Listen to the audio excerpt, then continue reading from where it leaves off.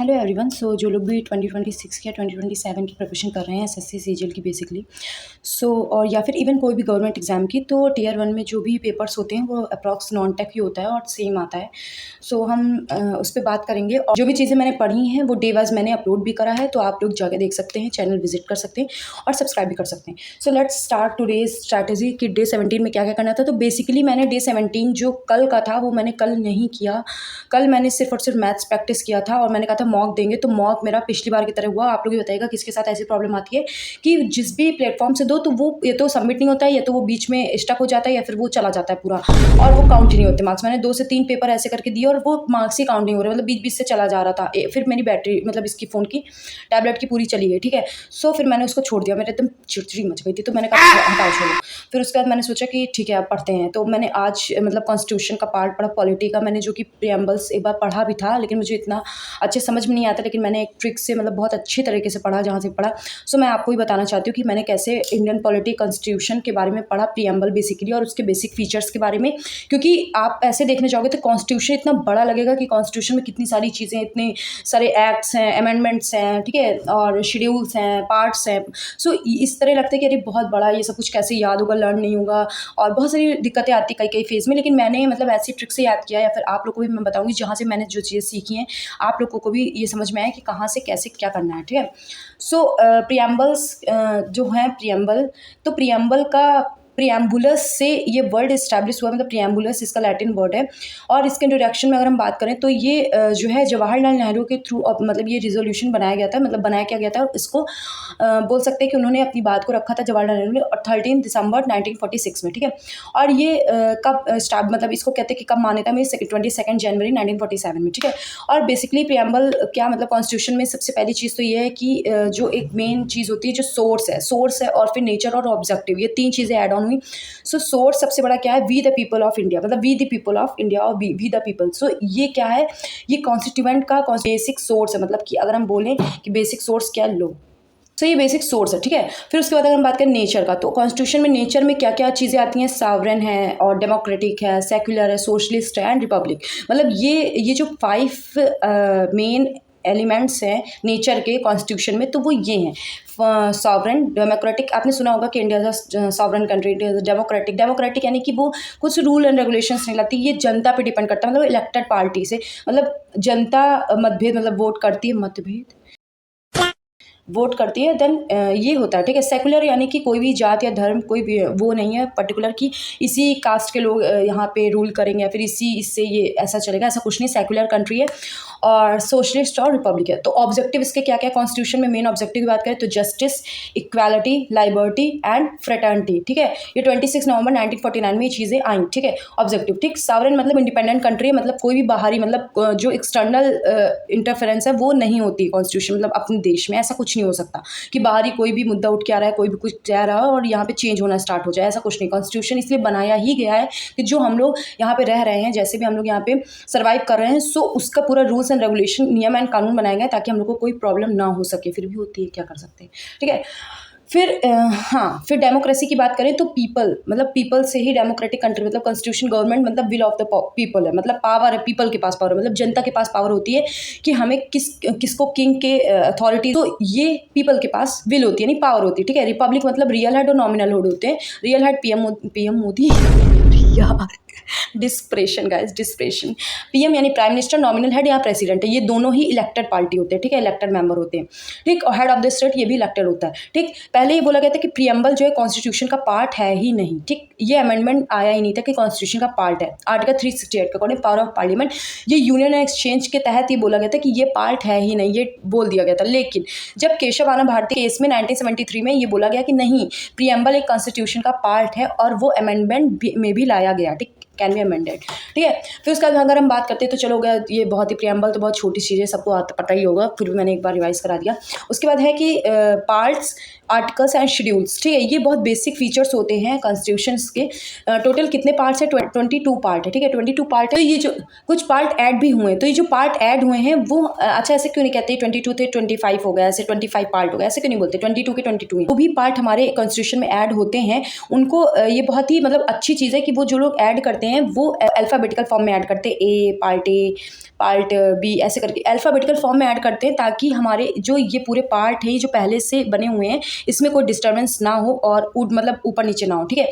So basically जो भी हमारे उसमें ऐड हुए हैं, तो 4A article 4A part 4A add हुआ है, 4 में 4A ऐड हुआ है, 9 में A एंड B दोनों ऐड हुए हैं, ठीक है। और उसके बाद सीधे ऐड हुआ 14A, ठीक है। सो ये पार्ट ऐड हुए हैं और शेड्यूल कितने 12 शेड्यूल। सो अगर हम बात करें तो ये स्टेट एंड यूनियन सबसे पहले होता है। अगर हम बात करें जैसे ट्रिक से बात करें, ट्रिक से कैसे पढ़ा जा सकता है, लेकिन उसके पहले मुझे पूरा पढ़ना पड़ेगा, फिर उसका ट्रिक पढ़ेंगे तो ये ज़्यादा समझ में आएगा, ठीक है। स्टेट एंड यूनियन टेरिटरीज, पहला जो सबसे पहला शेड्यूल है वो टेरिटरीज पे है। दूसरा क्या है, जो अलाउंसेज होते हैं, जो सैलरीज डिक्लेयर करी जाती है, सैलरीज रखी जाती है कि प्राइम मिनिस्टर, प्रेसिडेंट या फिर जितने पार्लियामेंट के मेंबर्स उनको कितनी सैलरी दी जाएगी, वो शेड्यूल 2 में निर्धारित किया गया है। शेड्यूल 3 में ओथ, मतलब जो हमारे पार्लियामेंट में जो बैठते हैं जो लोग भी, और जो मेंबर्स होते हैं पार्लियामेंट के, और जो भी प्राइम मिनिस्टर, प्रेसिडेंट, जो भी लोग हायर अथॉरिटी पे होते हैं, उनकी जो ओथ डिजिग्नेशन दिया जाता है, तो ओथ ली जाती, तो वो शेड्यूल 3 पे डिस्कस किया गया। राज्यसभा का शेड्यूल 4 पे, ठीक है। 5 एंड 6 क्या है, शेड्यूल एरियाज के लिए, मतलब जैसे ये 6 तो नॉर्थ ईस्ट, मतलब इधर साइड को डिस्क्राइब किया गया, ठीक है। और फिर शेड्यूल 7 में डिवीजन ऑफ पावर, मतलब स्टेट यूनियन, मतलब स्टेट और सेंट्रल और कॉन्करेंट, मतलब स्टेट की लिस्ट निर्धारित की गई कि स्टेट वाले अभी कराएंगे, डिवीजन करेंगे, पावर अपनी बताएंगे कि यहाँ पे पावर चेंज करनी है या फिर जो भी चीज़ें, सेंट्रल वाले अलग करेंगे, और कुछ कॉन्करेंट होती है, मतलब स्टेट यूनियन दोनों ही कर सकते हैं, जो कॉमन होती है, ठीक है। उसको बेसिकली बोला जाता है फेडरल लिस्ट, ठीक है, शेड्यूल में। फिर शेड्यूल 8 में ऑफिशियल लैंग्वेज के बारे में बताया गया है, ठीक है। फिर शेड्यूल 9 में प्रोटेक्टेड लॉज, मतलब शेड्यूल 9 बहुत ज़्यादा, मतलब कह सकते हो कि बहुत ज़्यादा ही इंपॉर्टेंट था पहले, मतलब ये बोल दिया गया था कि जो लोग भी, जो केसेस भी हम लोग जो जज होते थे, वो क्या करते थे कि शेड्यूल 9 में ये डाल देते थे, केसेस को शेड्यूल 9 एक्ट में डाल देते थे। उसमें क्या होता था कि जो हमारा हायर अथॉरिटी होती थी, वो जो है इसको मतलब इस केस को जुडिशियल रिव्यू नहीं दे पाती थी, और वो क्या होता था, केस जो है वहीं पे मतलब अनदेखा कर दिया जाता था, ठीक है। लेकिन अब ये नहीं होता, अब ये ऐसा कोर्ट ने ऑर्डर दे दिया है कि जो भी शेड्यूल 9 में केसेस पढ़ेंगे उसको जुडिशियल रिव्यू भी किया जाएगा, प्लस अगर इनमें से कोई भी चीज़ अगर हमारे कॉन्स्टिट्यूशन के खिलाफ होती है तो उस पर केस भी होगा, उसको हटा दिया जाएगा, ठीक है। फिर उसके बाद शेड्यूल 10 में एंटी डिफेक्शन का बोला गया है, और फिर 11, 12 पंचायत एंड म्यूनसिपैलिटी। अब इसका ट्रिक क्या है, tears of old PM, tears यानी टी टेरिटरीज, ई से एमोल्यूमेंट्स, मतलब कि वही अलाउंसेस, सैलरीज, ए अफर्मेशंस, राज्यसभा, एस से शेड्यूल्ड, ओ से अदर, मतलब अदर स्टेट के नॉर्थ ईस्टर्न, एफ से फेडरल, वही लिस्ट वाला, ठीक है। ओ से ऑफिशियल लैंग्वेज, एल से लैंड रिफॉर्म्स, वही जो मैंने इतना बताया कि वो जो केस होता है, ठीक है। डी से डिफेक्शंस, और फिर पी से पंचायत, एम से म्यूनसिपैलिटीज। तो ये चीज़ें हैं, ठीक। तो ये इससे आप टीयर्स ऑफ ओल्ड पीएम से याद कर सकते हो। फिर बात आती है पार्ट्स की, पार्ट्स ऑफ इंडियन कॉन्स्टिट्यूशन। तो ये एक स्टेटमेंट है, you can fly directly from US to UP to meet child of Shyam Ram, fruits taste sweet to eat, so only eat Maggi as tasty snacks. So ये statement अगर आपको याद हो जाता है, लेकिन इसके लिए आपको बेसिकली ये पूरा पढ़ना पड़ेगा, क्योंकि उससे क्या होगा, आपको एक सीरीज याद हो जाएगी। मतलब आप में से कई लोगों को पता भी होगा ये चीज़, लेकिन फिर भी मैंने बता दिया।